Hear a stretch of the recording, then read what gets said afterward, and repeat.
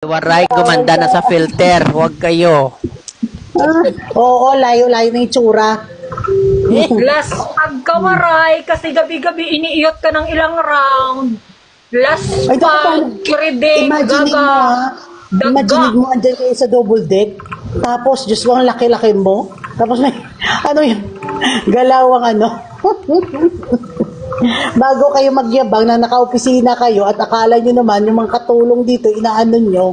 Hey, Ang cute ng kwarto ni Waray, ah. mamaliitin na katulong dahil wala kang malaki pa yung goal. kwarto ng katulong. Ay, Ay, buti naku. pinaalala mo pala therapist kasi si Waray nung nag-live siya, sabi niya, oo, katulong kami dati pareho ni Dimple. Ano ngayon? Mga May katulong sumaba kayo gagalin sa Bigla katulong. nagpa-victim. Sila yung namimitas ng sila yung nanlalait na Dito, katulong. hindi daw yan marunong mag-computer, tol. Basic So, nag-upgrade lang, niya siya. Marunong. Anong upgrade yan? Nagpa-practice Kasi na. tsura, Oo, sila naman yung feeling upgrade. Sila naman yung nagsabi na nakaupo lang sila sa table, nag-aabang ng sahod.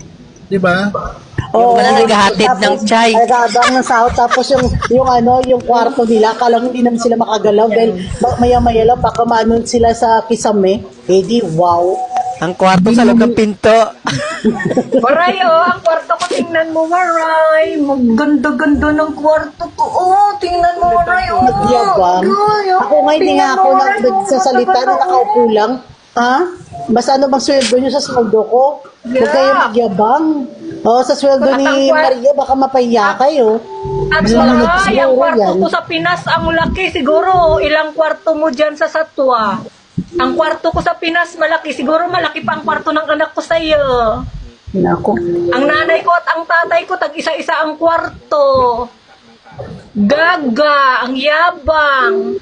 Ang lakas magpa-victim. Ilan yun? Shrek na to? Gusto nyo kayo lang ang mangbole sa amin dito. Yes, ang gusto nila, kami, okay lang sila aso. magsalita nang hindi maganda sa atin. Bakit, Waray? Nung nilait-lait mo ko sa zona mo, may alam ba ako dyan? Tapos sasabihin nyo, pa-innocent kayo sa kanina, wala kayong ginawa. Oy, mag-review ka ha.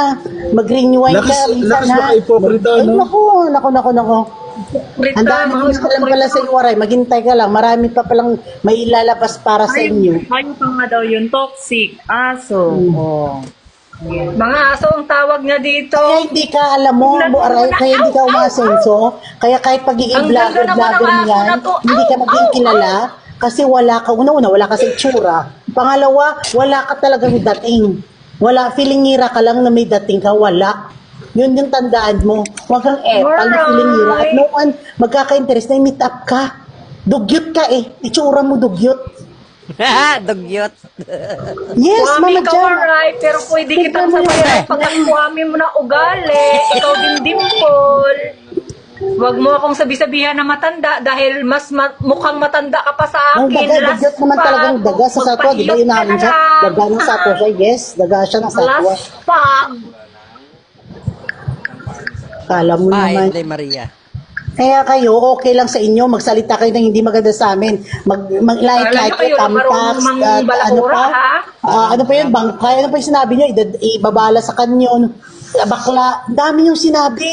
Pero ngayon, nire-risbakan kayo sa masakit? Hindi, di ba? Ay, ako talaga, Mama Jam, mag-respect talaga ako. Pinagtulungan ako kanina doon sa live nila, Ma. Oo, dahil minimension yung pangalan mo, Maria.